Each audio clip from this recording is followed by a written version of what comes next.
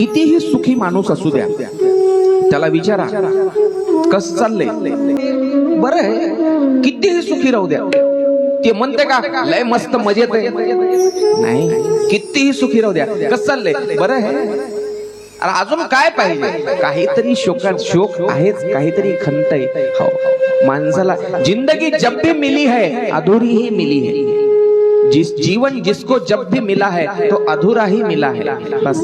पण एक गोष्ट लक्षात घ्या, परमार्थ ज्याला मिळालाय त्याला मात्र तो पूर्ण मिळालाय.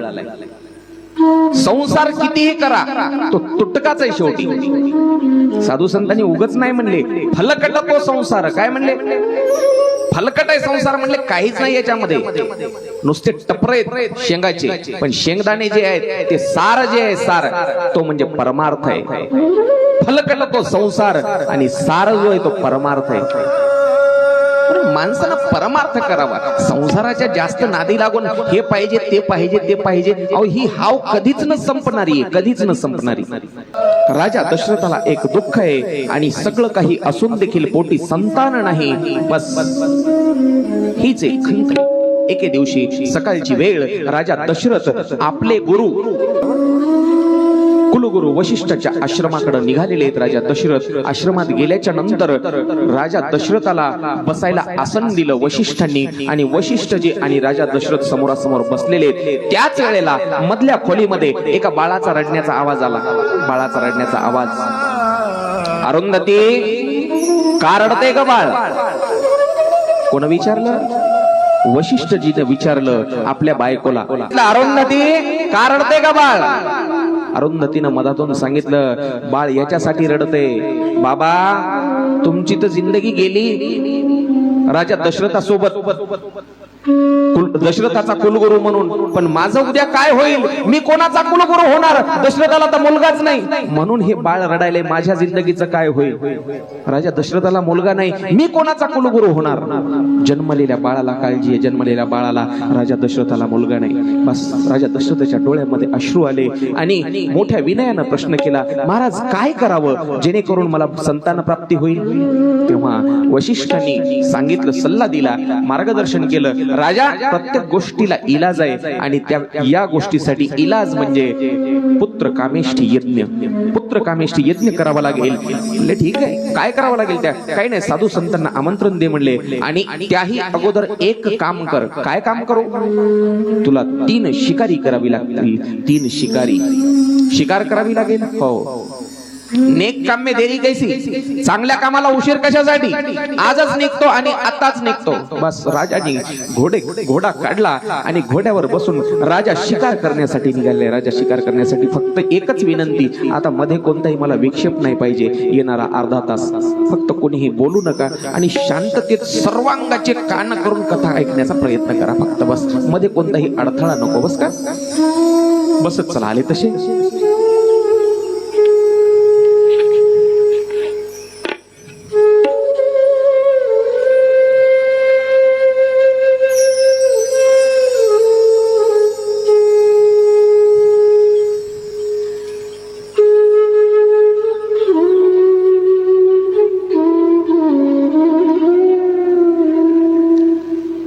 राजा शिकारीसाठी निघालेला आहे. सकाळी निघालेला राजा, दुपार झाली पण काही शिकार मिळाली नाही.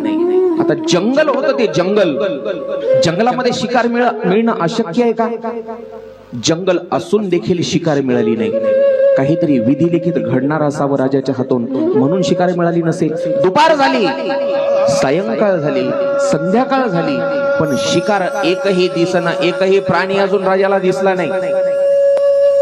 पण शिकार केल्याशिवाय परत जाणार नाही, राजाचा दशरथाचा ठाम निर्णय होता, ठाम निश्चय होता.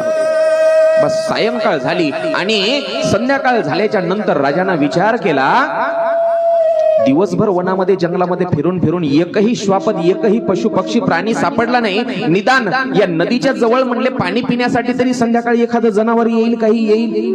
म्हणून एक झाड शोधलं, उंच झाड, आणि असं झाड शोधलं जेणेकरून सगळ्या दिशेला बाण मारता येईल असं पद्धतशीर मोक्याचं झाड शोधलं राजानं, आणि त्या झाडावर चढून बसला.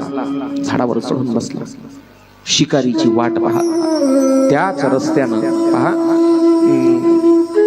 तुलसीदासांच्या रामायणामध्ये कथा येत नाही ही, पण मानस रत्नावली नावाच्या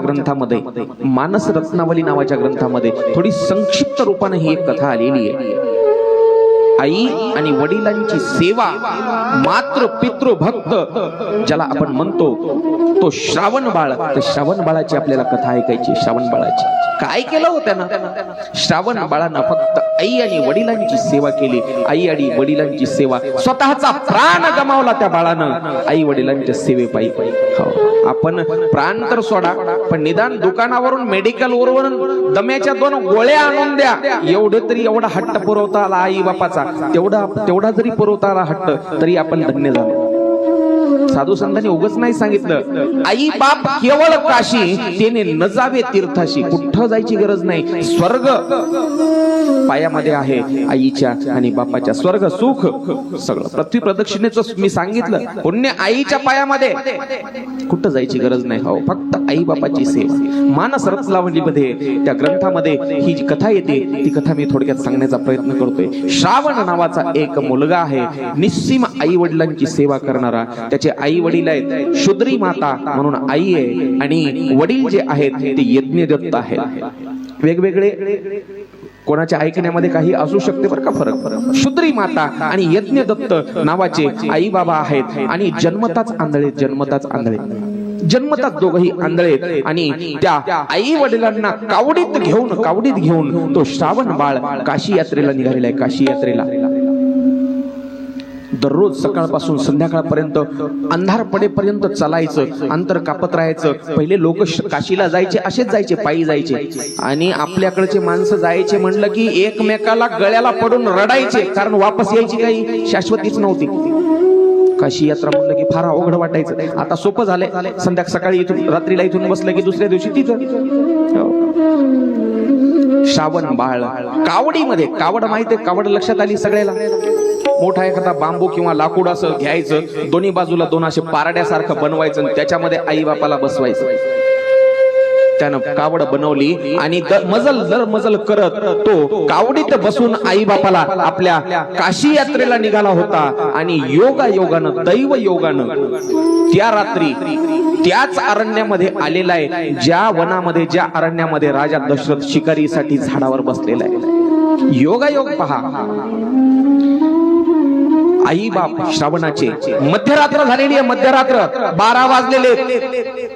श्रावणाच्या आई बाबाला सायंकाळपासून तहान लागलेली आहे, सायंकाळपासून. पण श्रावणाचे आई बाप विचार करतायत, आपण जर आपल्या मुलाला म्हटलं तहान लागली बाळा, आपण आधीच त्याच्या खांद्यावर बसून आपण त्याला त्रास देतोय.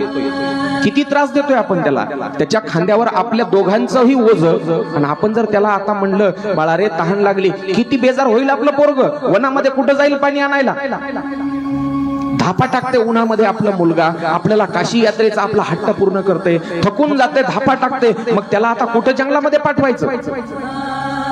पण रात्री 12 मध्यरात्रीच्या सुमारास तहान इतकी अनावर झाली, घसा कोरडा पडू लागला, असं वाटू लागलं प्राण निघून जातो की काय.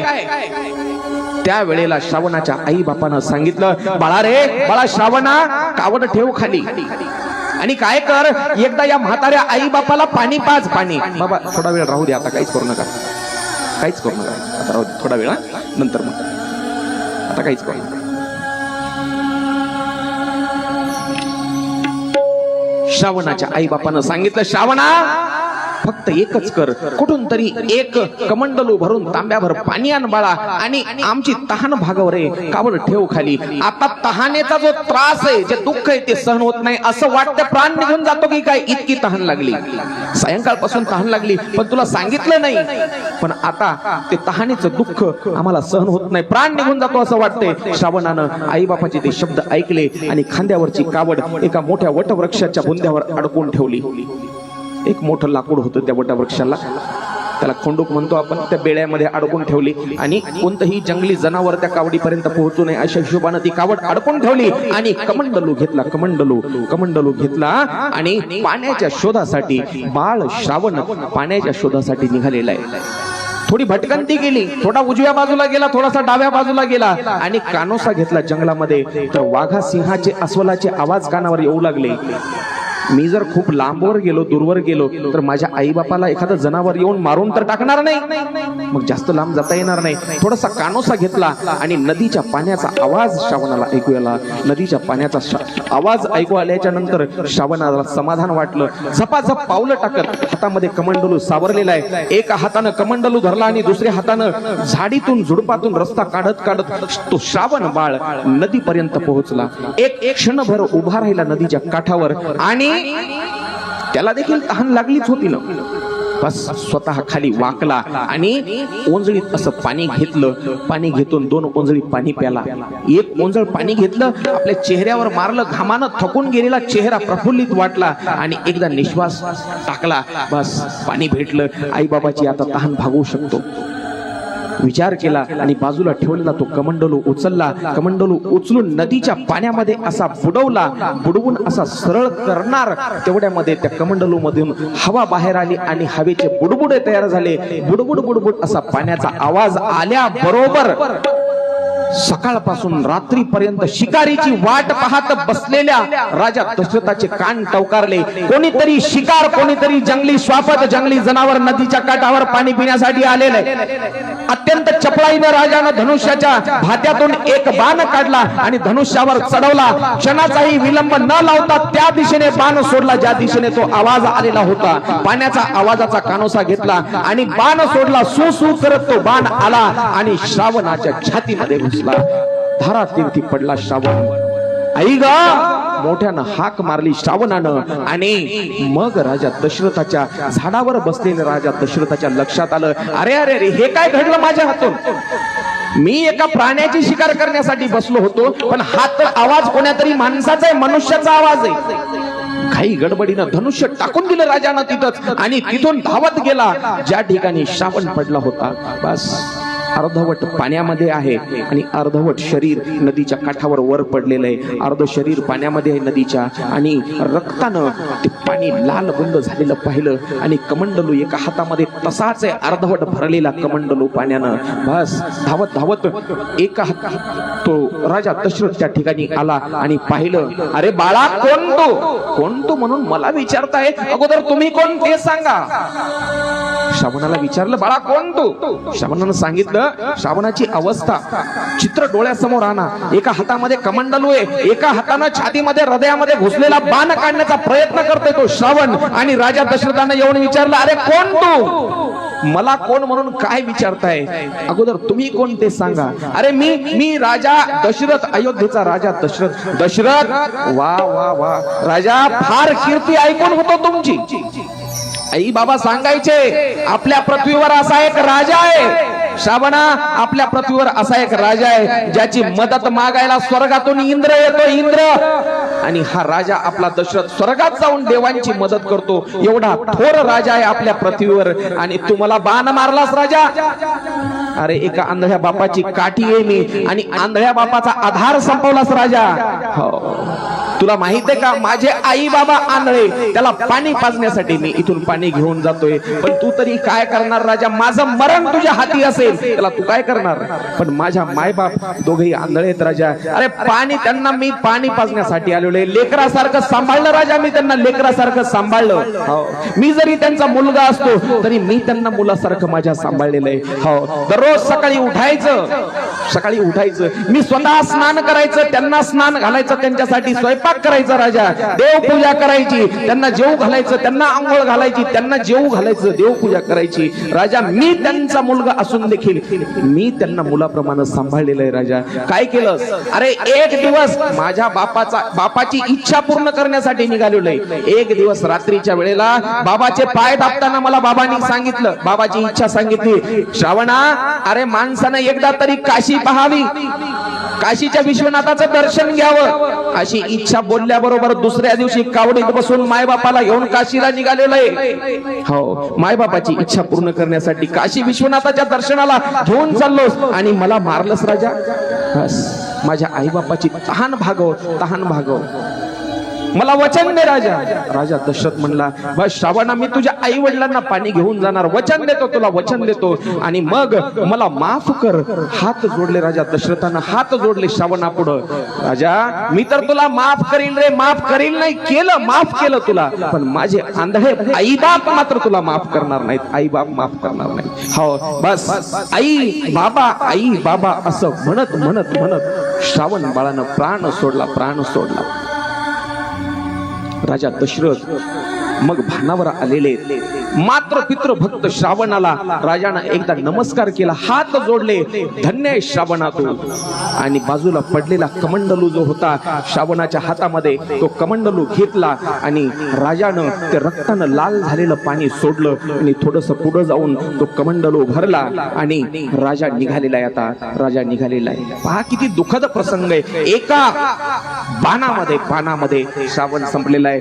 राजा दशरथ विचार करतोय, काय घडलं माझ्या हातून. शरणाला तो धावून आला साण, विमलला श्रावण बाळा. शरणाला तो धावून आला, विमलला श्रावण बाळा. मम म्हातारे माझ्या बाप तहानले, तरू हारी बसले.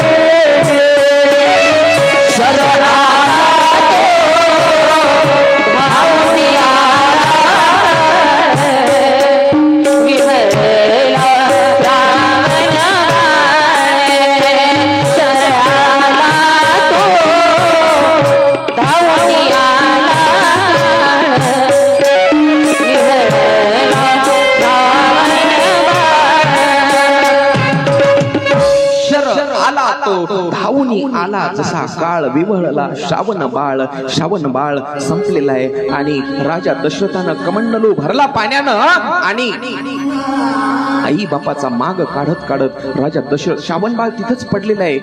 बस श्रावण बाळाचे जे प्राण आहेत ते निघून गेलेले आहेत. आणि आता पाणी घेऊन आई बापासाठी श्रावण बाळाच्या राजा दशरथ निघालेले आहेत. कुठं असतील आंधळे आई बाप, आवाज द्यावा, पण नवीन आवाजाला ओ देतात का नाही माहित नाही. कुठं असतील शोध घेत घेत राजा दशरथ, अंधार आहे आणि त्या अंधारामध्ये राजा दशरथ त्या ठिकाणी पोहोचला ज्या ठिकाणी एका झाडाला श्रावण बाळानं आपल्या आई वडिलांची कावड लटवलेली होती. कावड आई बापाकडे पाहिलं आणि कोणतीही हालचाल न करता, कोणताही आवाज न करता राजा दशरथ थोड्या अंतरावर उभा आहे. थोड्या अंतरावर काय उत्तर द्यावं, कोण आहे म्हणून काय समोर जावं या अंधळ्या आई बापाच्या.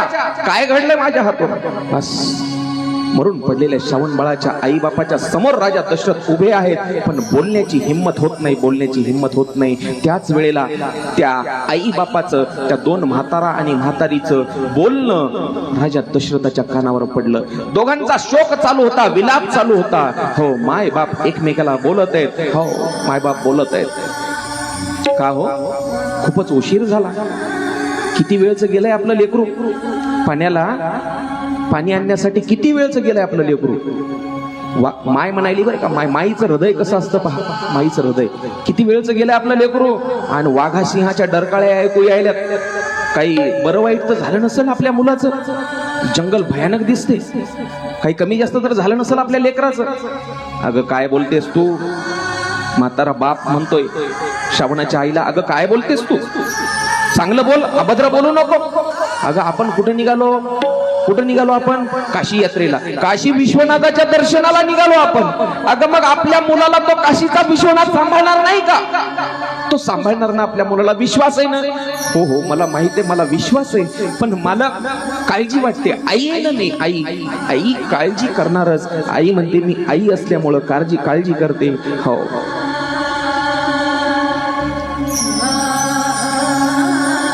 आपलं लेकरू सुखरूप परत येईल मलाही खात्री आहे, मलाही तसंच वाटते. पण आई असल्यामुळं मला काळजी वाटते. बस आई बापाचं बोलणं ऐकलेलं आहे आणि आई बापाचं बोलणं ऐकल्याच्या नंतर राजा दशरथाची हालचाल सुरू झाली. हुंदका दाबून ठेवलेला रडू अनावर झालं आणि हाता पायाची हालचाल झाली.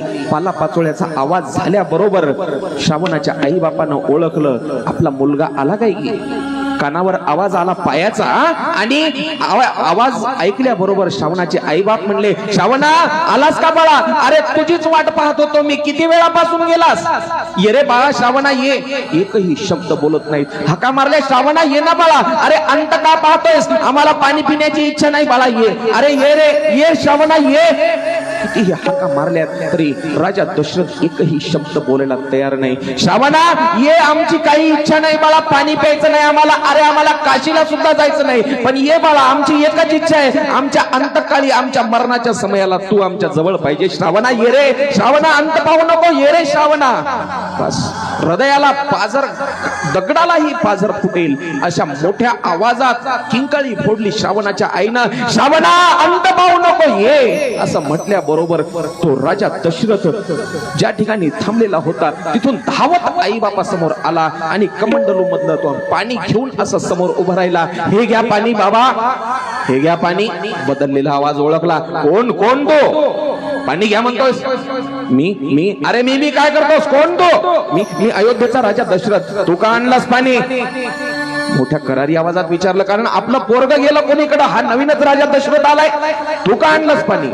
आणावं लागलं मला. कशामुळे आणावं लागलं? कोड्यात टाकायचं बोलू नको, कोड्यात बोलू नको, नीट काय ते सांग. माझा श्रावण कुठे? माझ्या श्रावणाला अरे या भयानक जंगलामध्ये एखाद्या जंगली जनावरांना तर काही, बस एवढं म्हटलं, जंगली जनावरांना तर काही. जंगली जनावरांना नाही, अयोध्येचा राजा दशरथ त्या जनावराचं नाव, त्या दशरथ नावाच्या जनावरानं तुमच्या बाळाचे प्राण घेतले, तुमच्या बाळाचे प्राण घेतले असे शब्द ऐकले आई बापानं श्रावणाच्या आणि हंबरडा फोडला. अरे अरे आंधळ्या मायबापाची काठी हिरावून घेतलीस तू, काय केलेस राजा? अरे जंगली पशुला तरी दया असते, जंगली पशुला तरी दया असते, एवढा निर्दयी कसा झालास राजा? राजा आमचा श्रावण बाळ मारून पुन्हा आमच्या समोर तोंड घेऊन आलास. अरे माय बापाच्या कंबरड्यात लाता घालणारे पोरं आजकाल जन्माला येतात, पण माय बापाची निस्सीम सेवा करणार आमचं पोरग आमच्यापासून पोरक केलास तू. अरे श्रावण आमचा नात्यानं मुलगा होता, पण आम्ही त्याचे मुलं होतो रे, आम्ही त्याचे मुलं होतो. सकाळी उठलं तेव्हापासून आमची सेवा करायची त्यानं, हो, आणि त्याला मारून तोंड दाखवायला आलास राजा. अरे फेक ते पाणी, नको तुझं पाणी फेक. पिणार नाही तुझं पाणी, प्राण गेला तरी बेहतर, पण तुझं पाणी पिणार नाही. फेक ते पाणी तिकडं, प्राणही ठेवणार नाही. तडफडत प्राण सोडू आम्ही, तडफडत, हो, पण लक्षात ठेव, आम्ही आमच्या पुत्राच्या वियोगानं जसा मरतोय राजा, तसा तुला कितीही पुत्र झाले तरी तू देखील तुझ्या पुत्राच्या वियोगानं मरशील, आणि त्या वेळेला तुझ्या जवळ पाणी पाजायला तुझा एकही पुत्र राहणार नाही. लक्षात ठेव. श्रावणा का सोडून गेलास? असं म्हणत म्हणत विवळत तडफडत हात पाय घासत श्रावणाच्या आई बापानं प्राण सोडला. श्रावणाच्या आई बापानं प्राण सोडला. राजा दशरथानं हंबरडा फोडून रडायला सुरुवात केली. काय घडलं माझ्या हातून? काय करायला आलो होतो मी, आणि काय घडलं? काय करावं काही सुचत नाहीये. कपाळ डोकं असं धरून राजा खाली बसलाय. काही क्षण विचार केलाय, आणि आता काय करायचं? काय करायचं? मुलाचं प्रेत तिकडं नदीवर पडलंय, आई बापाचे 2 प्रेत इथं पडलेत. काय करायचं? वाळलेली लाकडं जमा केली आणि एकच चिता रचली, एकच चिता. त्या चितेवर तिघांचं प्रेत ठेवलं आणि तिघांच्या प्रेताला एकदाच अग्नी दिला. तिघांनाही त्या तिघांची चितात राजानं तिथं पेटवून दिली. आणि आता उत्तर रात्र सुरू झाली होती, म्हणजे रात्रीचा शेवटचा सकाळीची वेळ, पण अंधार होता अजून. त्या अंधारामध्ये राजा आपल्या महालाकडे निघाला, अयोध्येकडे निघाला. महालात आला तो थेट कैकेयीच्या महालात.